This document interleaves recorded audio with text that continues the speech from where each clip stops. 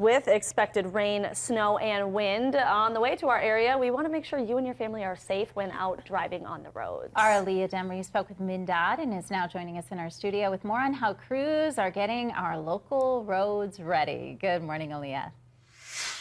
Good morning, Jess and Kelsey. It's been a relatively mild winter in southeast Minnesota. MnDOT says with this snowfall coming in, its team is currently planning on how to attack it to ensure drivers are safe while on the roads. Tomorrow's snowstorm will come after rain today, which can shift snowplows' normal plans. MnDOT says plows may not be able to put much salt down because rain will just wash all of the salt off the roads.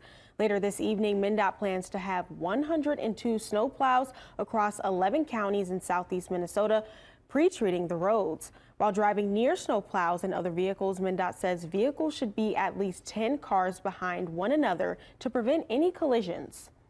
And if you are behind a snowplow, we usually say at least 10 vehicle lengths behind it, because that gives you time to maneuver.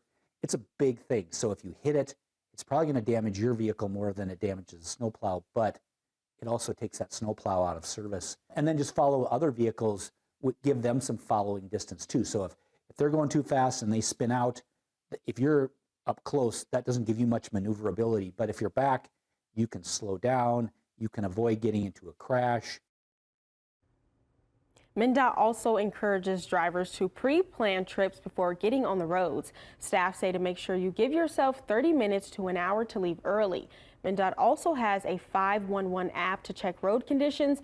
You can check to see where snowplows are in real time from the driver's point of view to see if they've plowed in your area. Tomorrow is an odd day, so the city is asking Rochester residents to park on the side of the street with odd house numbers.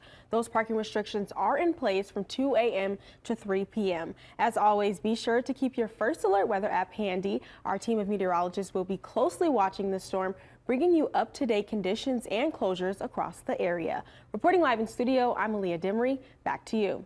They sure will. A lot of good information there. Thank you.